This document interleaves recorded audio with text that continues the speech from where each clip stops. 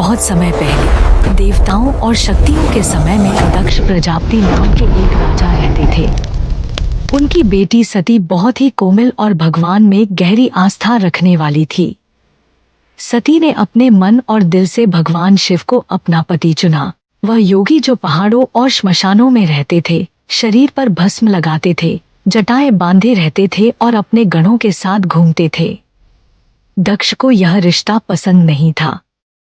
उनके लिए शिव एक सन्यासी थे जो उनकी बेटी के लायक नहीं थे। अपने अहंकार में जब दक्ष ने एक बड़ा यज्ञ रखा तो उन्होंने सब देवताओं को बुलाया, पर अपनी बेटी और दामाद को नहीं।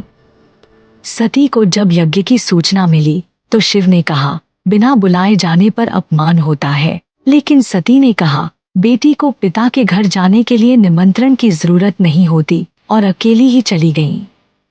यज्ञ स्थल पर मां ने उन्हें गले लगाया, लेकिन दक्ष का चेहरा सख्त था।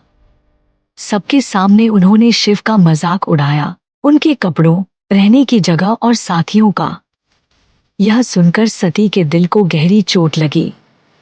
क्रोध और दुख से कांपते हुए सती ने कहा, जिसे देवता भी पूजते हैं, उसका अपमान तुमने किया है। मैं अब इस शरीर को जो तुम्हारे घर में जन्मा है नहीं रख सकती। उन्होंने आंखें बंद की, ध्यान लगाया और अपनी योग शक्ति से भीतर की आग जलाई। वह आग इतनी तेज थी कि उनका शरीर जलकर भस्म हो गया और उनकी आत्मा चली गई। कैलाश पर बैठे शिव को यह पता चला तो उनका दुख तूफान बन गया। उन्होंने अपनी जटाओं से एक केश तोड़कर धरती पर फेंका। वहां से वीरभद्र और भद्रकाली प्रकट हुए और गणों की सेना के साथ यज्ञ स्थल पर पहुंच गए। वहां भयानक विध्वंस हुआ। अग्नि बुझा दी गई, आसमान अंधेरा हो गया, देवता भाग गए।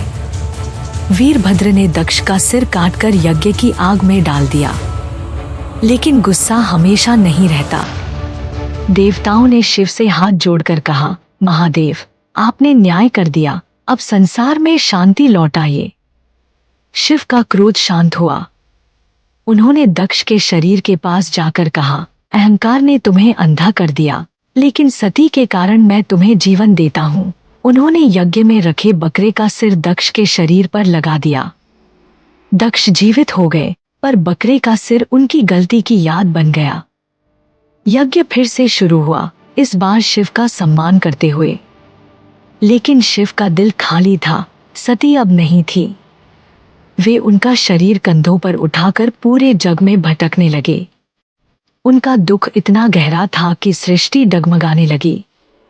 तब भगवान विष्णु ने सुदर्शन चक्र से सती के शरीर के टुकड़े कर दिए। जहां जहां उनके अंग गिरे वहां पवित्र स्थान बने, जिन्हें शक्तिपीठ कहा जाता है। आज भी वहां देवी के मंदिर हैं।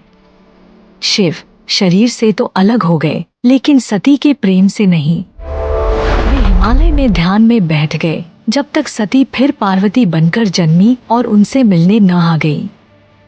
और इस तरह यह कथा सृष्टि की स्मृति में अंकित हो गई।